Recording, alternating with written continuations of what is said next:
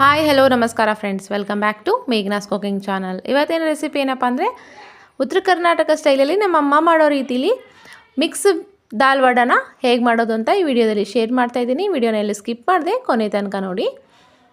ಹಾಗಿದ್ರೆ video start ಮಾಡೋಣ ಬನ್ನಿ. ಮೊದಲಿಗೆ ನಾನಿಲ್ಲಿ ಅರ್ಧ ಗ್ಲಾಸ್ನಷ್ಟು ಹೆಸರುಬೇಳೆ, 1 ಗ್ಲಾಸ್ನಷ್ಟು ಕಡಲೆಬೇಳೆ, ಹಾಗೆ 2 ಟೇಬಲ್ ಸ್ಪೂನಷ್ಟು ಅಕ್ಕಿ, 3/4 ಗ್ಲಾಸ್ನಷ್ಟು ಉದ್ದಿನ ಬೇಳೆನ ಹಾಕಿಬಿಟ್ಟು ಒಂದು ಪಾತ್ರೆಯಲ್ಲಿ ಹಾಕಿ ಚೆನ್ನಾಗಿ ತೊಳಿತಾ ಇದ್ದೀನಿ. ಅದನ್ನು 1 ರಿಂದ 2 ಬಾರಿ ಚೆನ್ನಾಗಿ ತೊಳ್ಕೊಬೇಕು.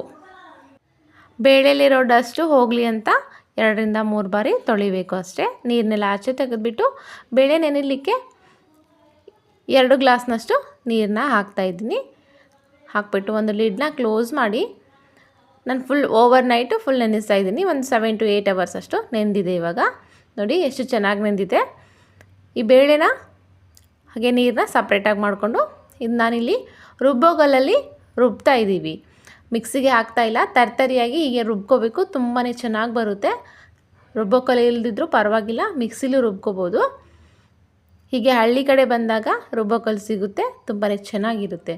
ಇದಕ್ಕೆ ಮಸಾಲೆ ಏನಪ್ಪ ಅಂದರೆ ಸ್ವಲ್ಪ ಬೆಳ್ಳುಳ್ಳಿ, ಕೊತ್ತಂಬರಿ, ಕರಿಬೇವು, ಹಾಗೆ 2 ಈರುಳ್ಳಿ, 2 ಸ್ಪೂನ್ ಜೀರಿಗೆ, 1 ಸ್ಪೂನು ಅಜ್ವೈನ, ಹಾಗೆ ಒಂದು 10 ರಿಂದ 12 ಹಸಿರು ಮೆಣಸಿನ್ಕಾಯಿ. ಇದು ಖಾರ ಇಲ್ಲ, ಸ್ವಲ್ಪ ಜಾಸ್ತಿ ಹಾಕ್ತಾಯಿದ್ದೀನಿ ಮೆಣಸಿನ್ಕಾಯಿನ. ಇದನ್ನು ಕೂಡ ಚೆನ್ನಾಗಿ ಸಣ್ಣಕ್ಕೆ ರುಬ್ಕೊಂಡ್ಬಿಟ್ರೆ ಸಾಕಾಗುತ್ತೆ. ಈ ಮುಂಚೆನೇ ಏನು ಬೇಳೆ ರುಬ್ಕೊಂಡಿದ್ವಲ್ಲ ಆ ಬೇಳೆ ಜೊತೆಗೇ ಈ ಮಸಾಲೆನೂ ಕೂಡ ರುಬ್ಕೊಂಡು ಚೆನ್ನಾಗಿ ಮಿಕ್ಸ್ ಮಾಡಬೇಕು. ಒಂದು ಸಾರಿ ಸ್ಪೂನ್ಗಿಂತನೂ ನಾನು ಕೈಲೇ ಮಿಕ್ಸ್ ಮಾಡಿದ್ದೀನಿ. ಕೈಲೇ ಮಿಕ್ಸ್ ಮಾಡಿದ್ರೆ ತುಂಬಾ ಚೆನ್ನಾಗಿ ಬರುತ್ತೆ, ಪ್ಲಫಿಯಾಗಿ ಸೂಪರಾಗಿ ಬರುತ್ತೆ. ಇದಕ್ಕೆ ಅರ್ಧ ಟೇಬಲ್ ಸ್ಪೂನಷ್ಟು ಸ್ವಲ್ಪ ಸೋಡಾನ ಆ್ಯಡ್ ಮಾಡಿ ಹಾಗೆ ರುಚಿಗೆ ತಕ್ಕಷ್ಟು ಉಪ್ಪನ್ನ ಹಾಕ್ತಾಯಿದ್ದೀನಿ. ಉಪ್ಪು ಹಾಗೆ ಸೋಡಾ ಹಾಕಿದ ನಂತರ ಮತ್ತೆ ಒಂದು ಸಾರಿ ಚೆನ್ನಾಗಿ ಕೈಲೇ ಮಿಕ್ಸ್ ಮಾಡಬೇಕು. ಸ್ಪೂನ್ಗಿಂತನೂ ಕೈಲೇ ಮಿಕ್ಸ್ ಮಾಡಿದರೆ ವಡೆ ತುಂಬಾ ಮೃದುವಾಗಿ ಸೂಪರಾಗಿ ಟೇಸ್ಟ್ ಬರುತ್ತೆ.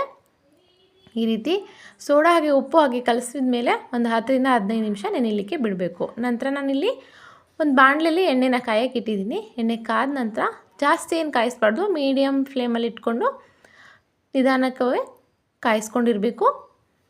ಹೀಗೆ ಕಾದ ನಂತರ ಒಂದೊಂದಾಗೆ ವಡೆನ ಹೀಗೆ ಬಿಡ್ತಾ ಇದ್ದೀನಿ. ಸ್ವಲ್ಪ ಮೆದು ಇರೋದ್ರಿಂದ ಸೆಂಟ್ರಲ್ಲಿ ಹೋಲ್ ಮಾಡೋದು ಬರ್ತಾಯಿಲ್ಲ. ಹೀಗೆ ಮೆದುವಾಗಿ ಹಾಕೊಳ್ಳೋದ್ರಿಂದ ವಡೆ ಕೂಡ ತುಂಬಾ ಮೆದುವಾಗಿ ಬರುತ್ತೆ, ತುಂಬಾ ಟೇಸ್ಟಿಯಾಗಿ ಬರುತ್ತೆ. ಔಟ್ಸೈಡ್ ಎಲ್ಲ ಕ್ರಿಸ್ಪಿಯಾಗಿರುತ್ತೆ, ಒಳಗಡೆ ಎಲ್ಲ ಸ್ಮೂತಾಗಿರುತ್ತೆ.